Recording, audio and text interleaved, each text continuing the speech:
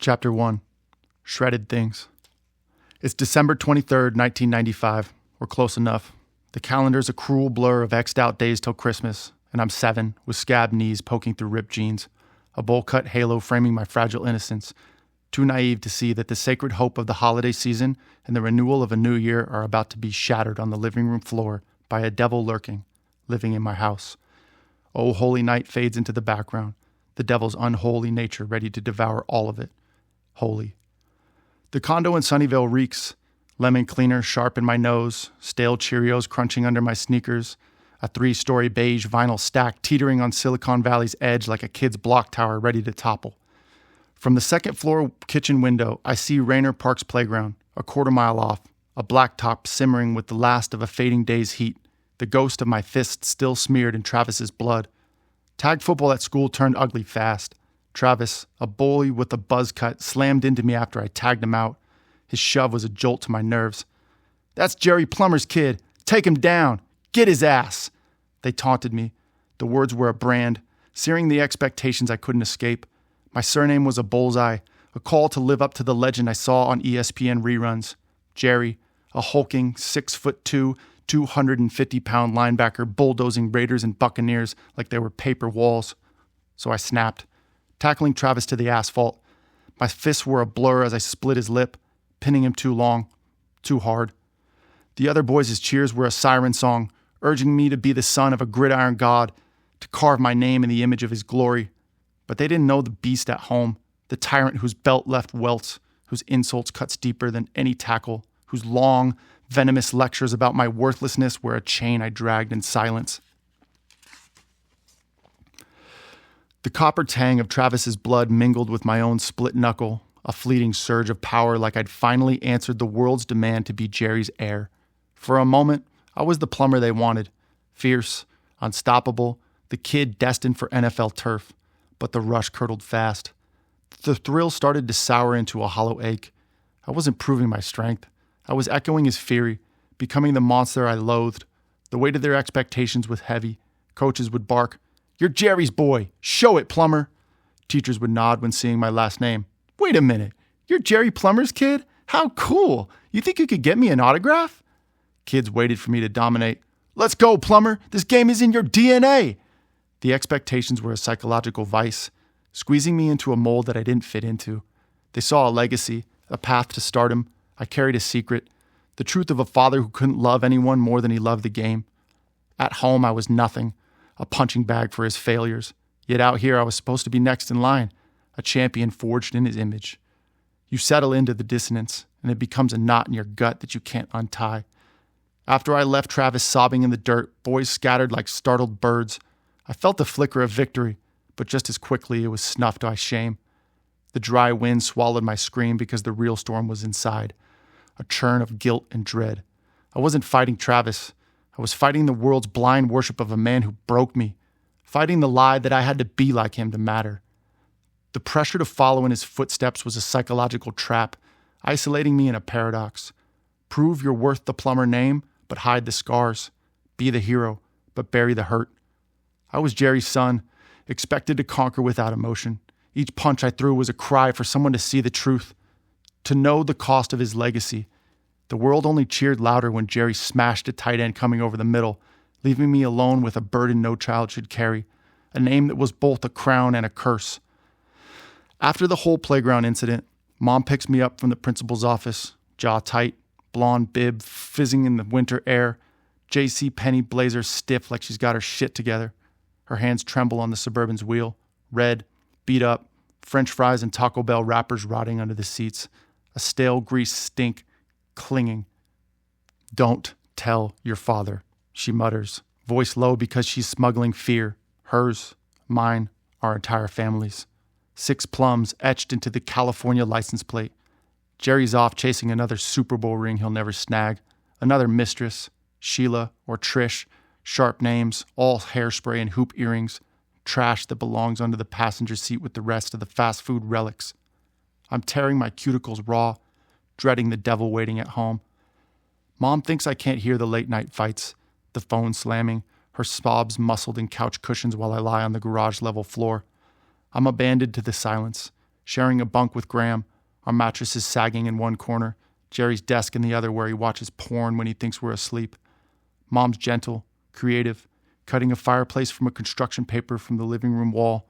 Red bricks, yellow and orange flames, brown logs, taped up with dollar store grit, her love in every jagged scissor line, a warmth hotter than any real blaze. She's a fragile shield. Jerry extinguished her fire long before this silent car ride home. The principal, Mr. Hensley, balding with a push broom mustache, hands her the report card. F's and D's bleeding red across the page. A massacre of effort. He's got potential, he says, leaning back, but the aggression, the grades, we're concerned. Mom nods with her lips pursed because she's swallowing glass, dragging me out by the wrist, my sneakers squeaking on the linoleum, a plea that no one hears. Back at the condo, I shred it, that damned report card, standing over the kitchen trash can, dented metal reeking of coffee grounds and banana peels. I rip the paper into confetti, tiny squares of failure fluttering like ash from our fake fireplace. I kick the can, clang echoing in the stairwell, and slump onto the linoleum, staring at the ceiling fan spinning lazy circles above the table, a forsaken orbit spiraling down, down, down. Jerry storms in late, and the door bangs like a gunshot. 250 pounds of devil-made flesh, a massive slab of meat and menace, shoulders wide as a doorframe, stomach etched in muscle under a stained tank top stretched tight across his barrel chest. His hair is thinning under a peeling Niners cap. Red and gold SF logo sweat-stained from '94, the brim frayed from perspiration and a pain he never confronts. His arms ripple, scarred and thick, veins bulging like worms under skin baked leathery by gridiron summers, sweat dripping down his stubble to his neck, pooling in the crevices of his collarbone, stinking of sour milk and locker room rot. I hear him in the kitchen, ice clinking sharp in the blender, protein powder thudding like gravel, the whirl grinding louder, a sour whiff of curdled whey cutting through the air. His boots stomp. Cinder blocks clank like his cleats at a candlestick, shaking the linoleum, each step a quake, his breath heaving, ragged and wet, like a bull ready to charge. Krista's my respite, 5 years old, splashing in the living room with a squirt gun, giggling through the day's wait. "Come on, Garrett, pirates!"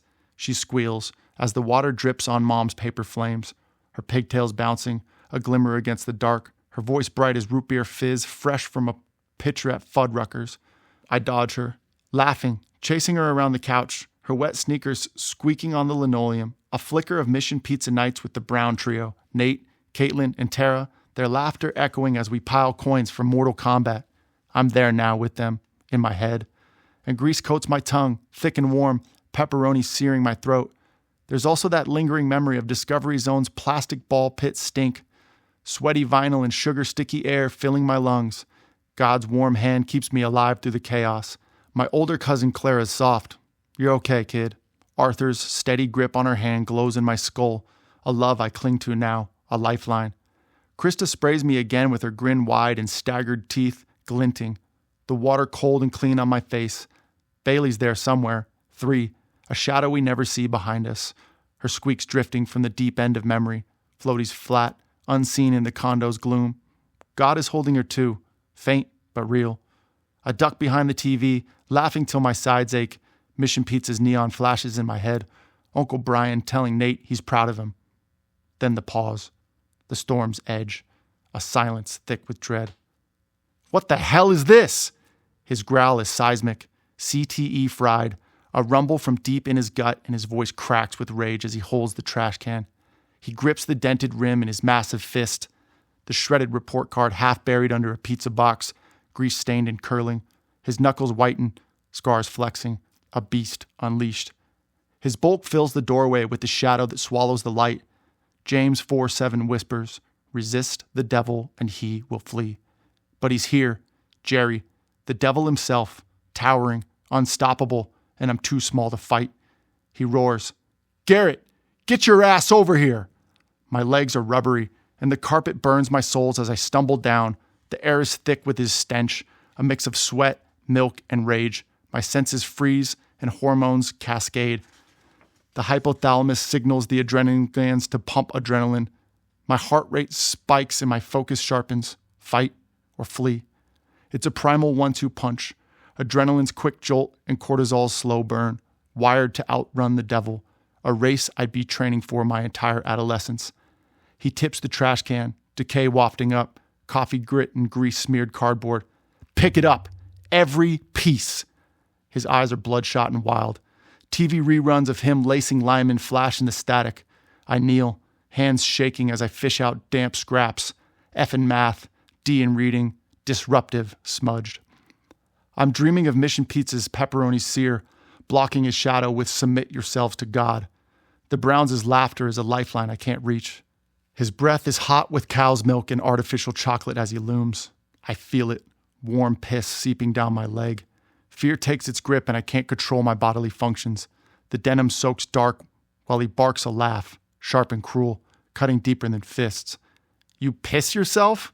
Jesus Christ, what kind of kid are you? He grabs my collar, hauls me up and slams me against the fridge. His hands are cold against my shirt, but the steel's colder as the handle gouges my spine and magnets clatter. Smiley faces, grocery lists, school pictures where I'm forced to smile, all of it dropping to the linoleum, artifacts of a happy childhood I never had. I'm snobbing, snot bubbling, picturing Discovery Zone's neon glow, trying to hear Clara's soft voice as he hurls me sideways.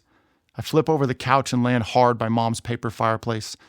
Her paper red bricks crumble, the yellow flames smear with tears, and I land at the base of the makeshift fireplace like a sad sack of coal 2 days shy of Christmas. He's on me, a blur of rage with a meaty hand cracking my cheek. My ears are ringing like a struck bell. I dream of pizza grease, Nate's laugh, Tara's squeal, God in my ear. Anything but this. His fist thud and his milk breath stench chokes me. A silent wail lodged as Krista's giggles fade.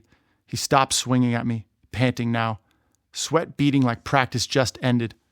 Tape it back together, you piece of shit.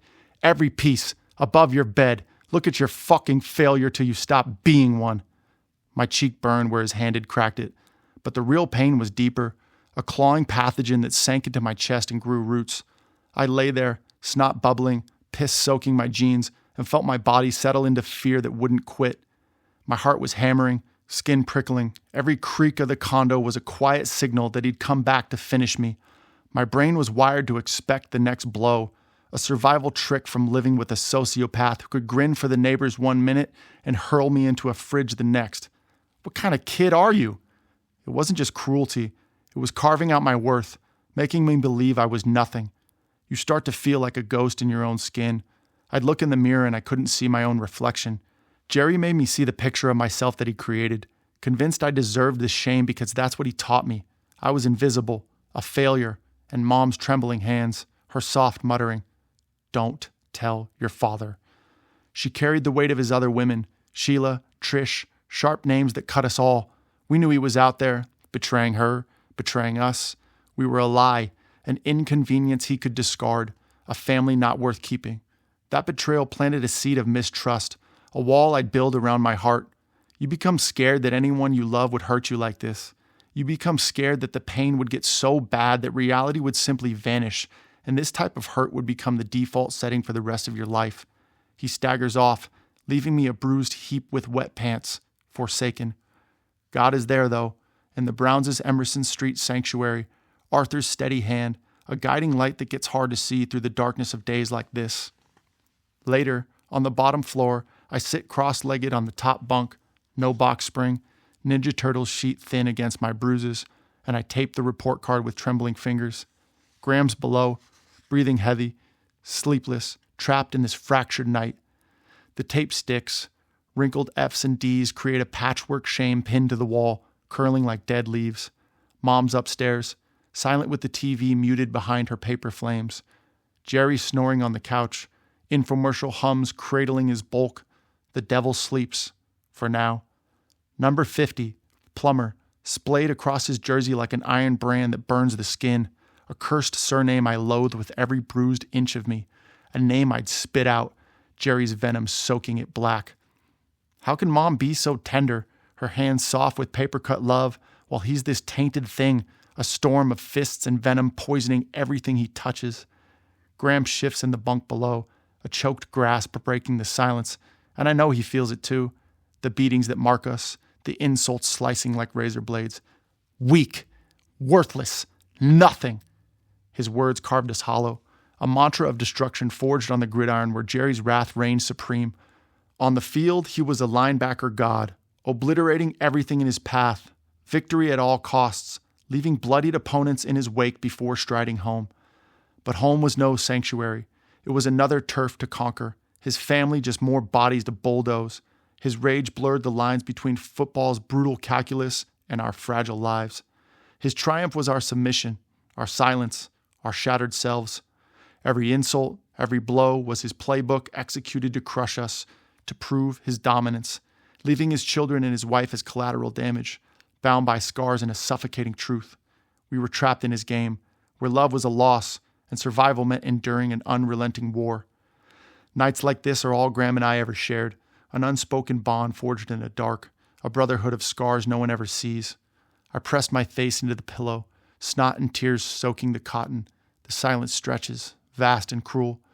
I'm trying to find meaning, to figure out how a man can be so ruthless to his own children, no less.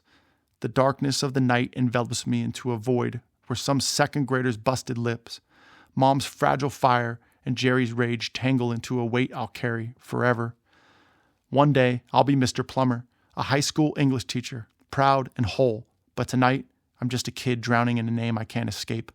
A 7-year-old wreck who won't sleep, who can't, because I know that tomorrow will be worse, because that's the pattern with Jerry. Crush everything in sight, leave a trail of blood, piss, and tears for my mom to clean up with her trembling hands, then wake up the next day and smile for the neighbors, sign autographs for the groveling fans on the sidelines. 30 years have passed since this memory, yet these scars still ache.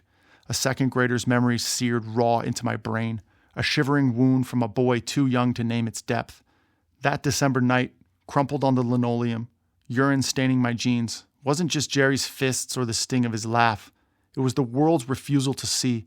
They crowned Jerry a king, fans chanting for number 50, high school coaches eyeing a dynasty, teachers fishing for autographs, neighbors warned by his grin, even my own cousins, my friends, everyone was dazzled by the Super Bowl's afterglow. My family's pain was a secret buried under their applause. Each scar tells a story of what it cost to be his son, to live under a name that was both a summons and a sentence. His voice reshaped me into an absence where a boy should have stood. I became a ghost, flinching at shadows, my heart racing at every door creak, wired to brace for a blow that might come without warning. The world's adoration was the deepest cut. They saw a hero, a linebacker who leveled tight ends, not the tyrant who leveled us. I'd walk past their smiles. They'd slap my back, and I'd feel the weight of a name I couldn't shed, a legacy that demanded I be fierce, flawless, while hiding the truth. I was breaking, a 7-year-old drowning in shame, taping up a report card above my bed. Each F and D was a verdict I believed defined my worth. Jerry's voice filled every corner, not just of the condo, but of my conscience, convincing me I was nothing, that no one would see the boy beneath the scars. Now, 30 years later, I carry that 7-year-old still. His bruises are a tragic map of where I've been. The memories are heavy, nights spent fearing the devil's return, of days spent hiding from a world that loved him more than us. But there's also a testament to Mom's quiet defiance, to the siblings who shared my silence, to the boy who survived. I carry these scars not as shame, but as proof I endured, a vow to be the man he never was. I pause sometimes and reflect back on the chaos I endured for 20 years, feeling that child's small hand in mine, his eyes searching for a world that sees him beneath the weight of a name that nearly buried him. I want to hold that kid now, to gather him close, his small frame trembling from that December night, piss-soaked and sobbing by Mom's crumpled paper fireplace. I want to wrap my arms around him, feel his racing heart against my chest and whisper, "One day it will be okay. You'll find a world that loves you, a life beyond this terror." But I'd tell him the truth too, that for that night and every day until he was nearly 20, each dawn would mark a new battle. Each day was a fight to endure, to wake, to breathe, to hold on to the embers of hope. I'm 37 years old now, and I still feel that small child's hand in mine, his terrified eyes searching for a world that knows his longing. I'm not ashamed of the scars, of the shredded things. They're proof of my endurance, of a boy who carried a cursed name and lived. My whole story of survival is proof of God's mercy. I stand today as Mr. Plummer, a teacher guiding kids who doubt their worth, telling them they're enough, rewriting the gospel with one of grace. My children, June and Foster, are lights that Jerry will never dim, a legacy he'll never touch. I hold that 7-year-old close, not to erase his pain, but to honor it, to promise him his fight was worth it, that his heart, bruised yet beating, has found its place in a world that finally sees him.